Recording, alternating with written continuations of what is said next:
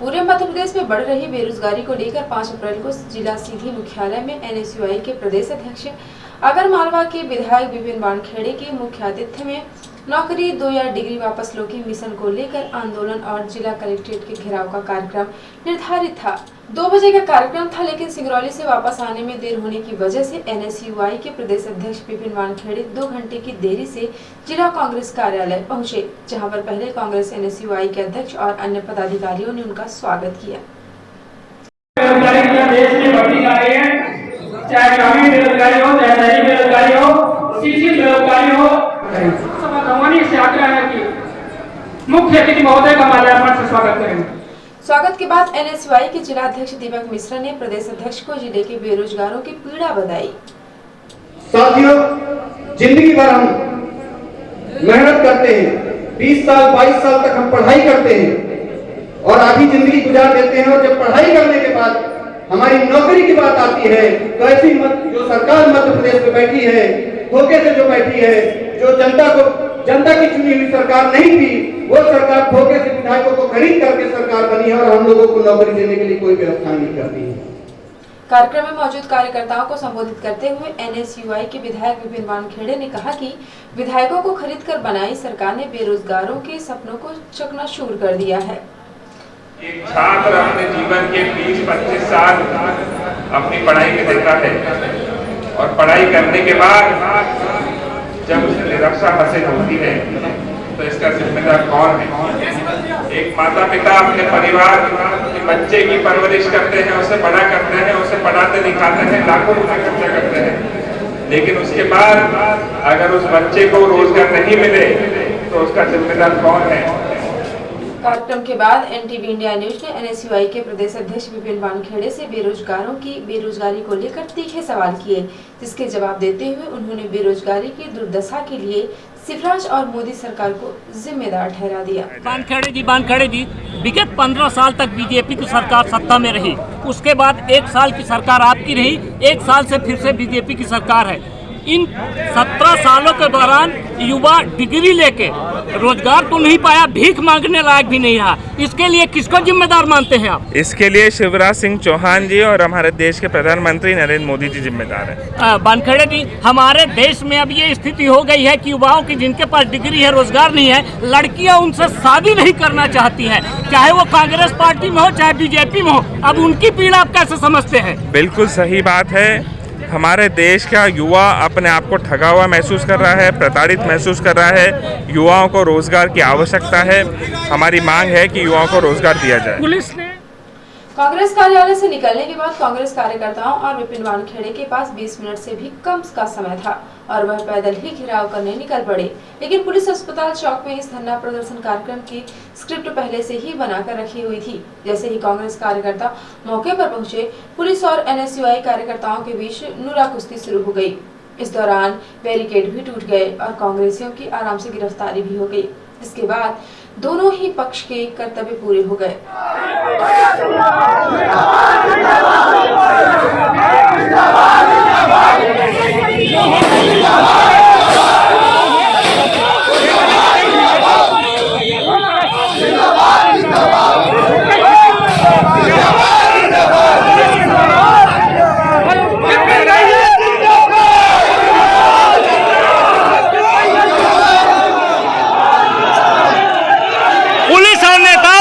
कुश्ती चल रही है और ये पुलिस हार गई और पुलिस नाकाम हो गई। पुलिस नाकाम हो गई। पुलिस नेताओं को रोकने में नाकाम हो गई।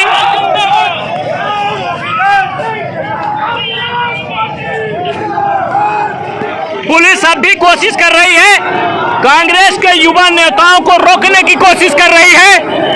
बैरिकेड तोड़ने के बाद अब पुलिस नेताओं के साथ धक्का मुक्की कर रही है।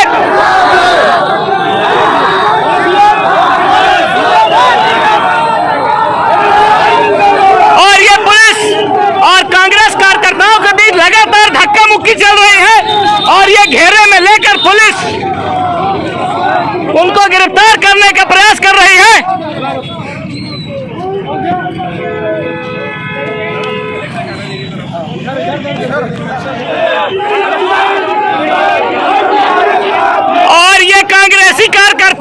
बड़ी सरलता से अपनी गिरफ्तारी दे रहे हैं, बहुत ही सहज तरीके से अपनी गिरफ्तारी दे रहे हैं।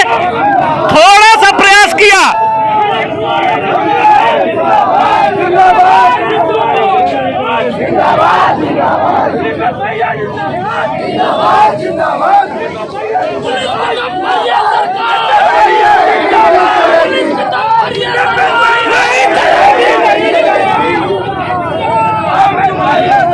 पुलिस और कांग्रेस कार्यकर्ताओं की नूरा कुश्ती काफी देर तक चली।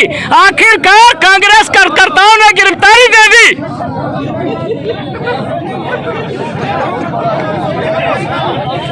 जिला मुख्यालय में बेरोजगारों के लिए किए गए आंदोलन प्रदर्शन में लोगों का ध्यान खींचा तो जरूर है, लेकिन यह प्रदर्शन इतना कारगर भी नहीं दिखा कि बेरोजगारों की समस्या हल हो जाए। बेरोजगारों को अपनी समस्या ईश्वर और भाग्य के भरोसे छोड़ देनी चाहिए, क्योंकि नौकरी डिग्री के बाद भी नहीं मिल रही और छोकरी नौकरी न होने की वजह से, इसीलिए अब बेरोजगारों को अपने भाग्य और ईश्वर पर ही भरोसा रखना चाहिए।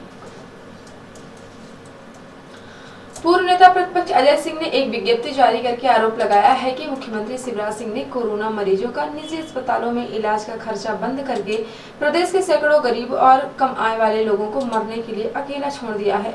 लोग निजी अस्पतालों में महंगे इलाज के कारण अपनी जमा पूंजी के अलावा गहने और मकान बेचने को मजबूर है। शिवराज सरकार के निजी अस्पतालों से साठगांठ के कारण प्रदेश में यह अमानवीय काम धड़ल्ले से चल रहा है। अस्पताल वाले लाखों का बिल थमा रहे हैं। अजय सिंह का कहना है कि ऐसे समय में जब कोरोना महामारी सबसे ज्यादा पीक पर है, सरकार को अनावश्यक काम छोड़कर निजी अस्पतालों में भर्ती गंभीर मरीजों के इलाज का खर्चा उठाना चाहिए। लेकिन खर्च उठाना तो दूर, वह मृत्यु के आंकड़े छुपाने में लगी है। शमशान में लकड़ियां खत्म हो गई हैं। दिवंगत लोगों के परिजन अंतिम संस्कार के लिए घंटों जगह का इंतजार कर रहे हैं। राजधानी में दर्जनों लोग कोरोना से मर रहे हैं, लेकिन सरकारी आंकड़ा 2-4 का ही रहता है। यह स्थिति निष्ठुरता और असंवेदनशीलता की अति है। अजय सिंह ने कहा है कि सरकार अस्पतालों में बिस्तरों की कमी है। गंभीर मरीजों के परिजन हलाकान हो रहे हैं। उन्हें मजबूरी में प्राइवेट अस्पतालों में दौड़ना पड़ता है। सरकारी अस्पतालों में चल रहे फीवर क्लिनिक में सैकड़ों की तादाद में लोग पहुंच रहे हैं, जो कोरोना से बचने के सभी नियम तोड़ रहे हैं, लेकिन सरकार का ध्यान इस ओर नहीं। इसीलिए मरीजों की तादाद दिन दूनी रात चौगुनी बढ़ रही है। मुख्यमंत्री को पैदल घूमने की नौटंकी बंद कर कुछ ठोस और व्यवहारिक उपाय करना चाहिए, ताकि संक्रमण बढ़ने पर काबू पाया जा सके। सरकार को कोरोना जांच केंद्रों की संख्या तत्काल बढ़ाना चाहिए। यदि अभी से कदम नहीं उठाए गए तो वह दिन दूर नहीं जबकि मध्य प्रदेश में भी महाराष्ट्र जैसी परिस्थितियां पैदा हो जाएंगी और समस्या बेकाबू हो जाएगी। कलेक्टर रविंद्र कुमार चौधरी द्वारा प्रसूति सहायता योजना अंतर्गत लापरवाही पर 2 स्वास्थ्य कर्मियों की एक वेतन वृद्धि रोकी गई है। सीएम हेल्पलाइन में दर्ज शिकायतों के निराकरण की समीक्षा के दौरान प्रसूति सहायता योजना का लाभ पात्र हितग्राहियों को नहीं देने तथा योजना के क्रियान्वयन में लापरवाही पाए जाने पर संविदा बीसीएम सामुदायिक स्वास्थ्य केंद्र सिहावल ओके सोनी की आगामी एक वार्षिक मानदेय वृद्धि रोकी गई है। इसके साथ ही एएनएम उप स्वास्थ्य केंद्र सुनवर्षा की आगामी एक वार्षिक वेतन वृद्धि असंचयी प्रभाव से रोकी गई है। उक्त दोनों स्वास्थ्य कर्मियों को भविष्य के लिए सचेत किया गया है कि पति दायित्वों का निर्वहन पूर्ण निष्ठा एवं सजगता पूर्वक करना सुनिश्चित करें। प्रदेश व्यापी मेरा मास्क मेरी सुरक्षा अभियान को लेकर भारतीय जनता पार्टी के जिलाध्यक्ष इंद्रशरण सिंह चौहान के नेतृत्व में सीधी नगर में मास्क का वितरण के साथ जन जागरूकता अभियान जिला पार्टी कार्यालय से शुरू किया गया और मास्क लगाने के प्रति लोगों को जागरूक करते हुए मास्क विहीन लोगों को मास्क वितरित किया गया। मास्क वितरण का कार्यक्रम प्रदेश अध्यक्ष बीडी शर्मा मुख्यमंत्री शिवराज सिंह चौहान के निर्देशन में प्रदेश के सभी मंडल में चलाया गया। इसका आशय लोगों को वैश्विक महामारी कोरोना की भयावह स्थिति के प्रति आगाह करना और लोगों को इसके प्रति जन जागरूक करना है। भाजपा जिलाध्यक्ष श्री चौहान ने नगरवासियों एवं जिले की जनता से अपील की है कि वो कोरोना प्रोटोकॉल का पालन करते हुए मास्क और सोशल डिस्टेंसिंग का अनिवार्य रूप से पालन करें। कार्यक्रम में सभी पार्टी मोर्चा प्रकोष्ठ के कार्यकर्ता और पदाधिकारी मास्क लगाकर शामिल हुए। छात्र हित में काम करने वाली अखिल भारतीय विद्यार्थी परिषद ने अब समाज सेवा में भी अपनी सहभागिता शुरू कर दी है। इस भीषण गर्मी को देखते हुए अखिल भारतीय विद्यार्थी परिषद जिला इकाई सीधी के संयोजक और अन्य पदाधिकारियों ने सेवा भावना के साथ सीधी शहर के कलेक्ट्रेट चौराहे में प्याऊ खोलकर प्यासे लोगों की प्यास को बुझाने का काम अपने जिम्मे लिया है। 5 अप्रैल को अखिल भारतीय विद्यार्थी परिषद के प्याऊका जिले के अपर कलेक्टर हर्षल पंचोली ने विधिवत मंत्रोच्चार के साथ पानी के मटकों में टीका लगाकर और फीता काटकर किया। इस अवसर पर मौजूद लोगों को ठंडा और शुद्ध पेयजल पिलाया गया। अखिल भारतीय विद्यार्थी परिषद के इस पुनीत कार्य की जिले के अपर कलेक्टर हर्षल पंचोली ने प्रशंसा की और उनका उत्साह बढ़ाया। छात्र राजनीति से हटकर किए जा रहे इस काम से अखिल भारतीय विद्यार्थी परिषद को एक अलग पहचान मिल रही है। निश्चित तौर पर यदि छात्रों का कीमती समय जनहित में लगता है तो जिले, समाज और देश का भला होगा। नैनीताल से हमारी रिपोर्टर हिमानी रौतेला ने एक ऐसी खबर भेजी है जिससे समाज को एक संदेश आता है कि इंसान बहुत पढ़ा लिखा ना भी हो, अगर उसकी सोच और उसके विचार अच्छे हो तो वह शिक्षा के क्षेत्र में भी खुद ना पढ़ लिख कर भी दूसरों को आगे बढ़ाने के लिए प्रेरित कर सकता है। नैनीताल के रहने वाले मामू कबाड़ी ऐसे ही एक शख्स हैं जिनको स्कूली शिक्षा कम होने के बावजूद ये हर स्तर की किताबों के बारे में पूरी जानकारी रखते हैं। उनके स्टोर में रखी कौन सी किताब किसके मतलब की है इन्हें ठीक से मालूम है। कबाड़ के साथ किताब खरीदते समय उनकी जानकारी इतनी अपडेट रहती है कि इन्हें पता होता है कि कौन सी किताब अभी कोर्स में चल रही है और कौन सी अब कोर्स से बाहर हो चुकी है। खरीदते समय ही इन किताबों को अलग छांटते हुए वो काम की किताबों को एक तरफ कर शेष को रद्दी के भाव खरीद लेते हैं और जो किताबें उन्हें जचती है यानी पाठक इन्हें खरीदेंगे उसे अलग कर उसका दाम तय करते हैं। ग्राहकों को छपे मूल्य की आधी कीमत पर पुस्तक मिलने से यह एक लोकप्रिय अड्डा बन चुका है। 32 सालों से ये काम कर रहे हैं मामू कबाड़ी को आज नगर का बच्चा जानता है। इनकी उम्र 60 साल हो गई है। आज हम आपको ऐसे शख्सियत से मिलाएंगे जिन्हें किताबों के प्रति इतना लगाव है, आप भी देख के चकित हो जाएंगे। आज हम पहुंचे हैं मामू किताब वाले के वहां। अब आपको हम उनके स्टोर को दिखाना चाहेंगे। इतनी कम जगह पर भी उन्होंने बुकें इतनी सिस्टमेटिक ढंग से रखी हैं। आइए हम जानते हैं मामू जी से। आपका नाम? मेरा नाम मामू किताब वाले। और आप कितने पढ़े लिखे हैं? 6 तक। 6 तक पढ़े आप? जी। आपकी फैमिली में कौन कौन है? परिवार है पूरा। और आप यहाँ कहाँ रहते हैं? मस्जिद के पास तल्लीताल। तल्लीताल में रहते हैं? जी, मस्जिद के पास। ये आप स्टोर है जो आप ही का ही है? ये किराए का है। किराए का है? जी। स्टोर में रहते हैं? जी। कितने सालों से रहते हैं आप यहाँ? मैं 30 साल से रहता हूँ। 30 साल से रहते जी। हैं? आपकी फैमिली भी यहीं रहती है? जी। फैमिली मेंबर में कौन कौन है आपके? पूरा परिवार है। आपका पूरा परिवार है? जी। और आपकी अभी स्टोर में कितनी बुकें होंगी? गोदाम में कम से कम होगी 10,000 किताबें। 10,000 किताबें होंगी? जी, घर पे। आपका शॉप का ना कोई नाम है ना स्टोर है, फिर भी इतना बच्चे जानते हैं मामू के नाम से आपको? जी जी जी। और कहाँ बाहर से भी आते हैं आपके यहाँ? जी जी जी। और यहाँ के डीएम कोर्ट से भी आते हैं? जी, सब आते हैं। डीएम, पुलिस सब आती है। पूरे सरकारी डिपार्टमेंट, हाई कोर्ट सब आते हैं। फिर भी आप सरकारी विभाग के लोग भी आने के बावजूद भी वो लोग आपके स्टोर को बढ़ाने की आपने कभी बात नहीं की, जगह कम होने की? नहीं करी, नहीं किसी ने।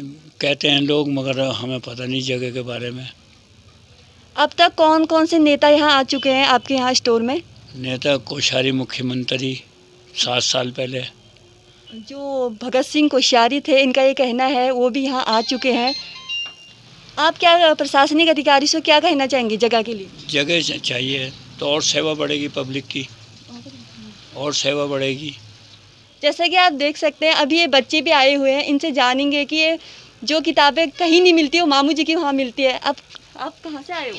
हम बल्ले खान से। बल्ले खान से आए हो? हाँ। कितने साल से आए तो रह रहे हो मामू के यहाँ? अभी बस 1 साल, फर्स्ट साल है, फर्स्ट ईयर। तो ये आपका कहना ये माना जाता है जो बुकें कहीं नहीं मिलती वो सही है, यहाँ मिल जाती है? हाँ, बस बिल्कुल मिल जाती है। आपका नाम? मेरा नाम ललिता बिष्ट है। मैं मुक्तेश्वर की हूँ और मैं यहाँ कॉलेज करती हूँ और मैं हर बार बुक्स लेने यहीं आती हूँ क्योंकि जो बुकें कहीं नहीं मिलती वो लास्ट में हमारी मतलब आखिरी आस यहीं होती है, तो हम यहीं से लेते हैं। और यहाँ बुक्स आधे रेट पे भी मिल जाती हैं और जिन बच्चों के पास पैसे नहीं हुआते जितने हम देते हैं उतने में वो खुशी से हमें बुक दे देते हैं।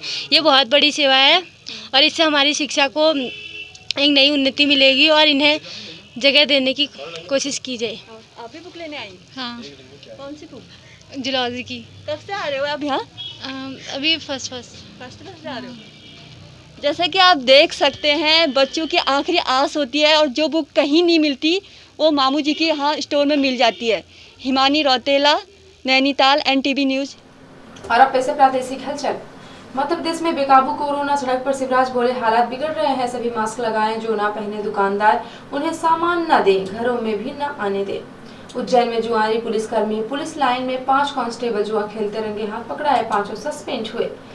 पर्यटन राज्य मंत्री उषा ठाकुर के काफिले में घुसे बाइक सवार कार को टक्कर मारी, बाइक सवारों पर केस दर्ज हुआ। और इंदौर में वैक्सीन के दोनों डोज ले चुके 20 लोग संक्रमित हुए। और अब पेश है राष्ट्रीय हलचल। दुनिया में कोरोना का सबसे बड़ा हॉटस्पॉट बना महाराष्ट्र, एक दिन में रिकॉर्ड 57,074 नए केस। गृह मंत्री अमित शाह का ऐलान, जड़ से खत्म करेंगे नक्सलवाद, लड़ाई अब निर्णायक मोड़ पर। ममता बनर्जी बोली, अभी एक पैर से बंगाल जीतेंगे, बाद में दोनों से दिल्ली, यहां गुजरात वाले राज नहीं कर पाएंगे। और राफेल सौदे में हुआ भ्रष्टाचार, फ्रांस की वेबसाइट मीडिया पार्ट की रिपोर्ट, राफेल लड़ाकू विमान सौदे में भ्रष्टाचार की आशंका। तो ये थी आज की प्रमुख हलचल। यदि आप न्यूज फेसबुक पर देखते हैं तो पेज को लाइक और फॉलो करें, यूट्यूब पर देखते हैं तो चैनल को लाइक से और सब्सक्राइब करना बिल्कुल ना भूलें। आप किसी भी न्यूज को तत्काल पढ़ने के लिए लॉगिन करें www.ntvindianews.com। सीधी एवं विधि की प्रत्येक न्यूज का अपडेट अपने फोन पे पाना चाहते हैं तो आप प्ले स्टोर से हमारा app NTV India news download करें और जुड़े रहें अपने आसपास की समस्त गतिविधियों से NTV इंडिया न्यूज के साथ। नमस्कार।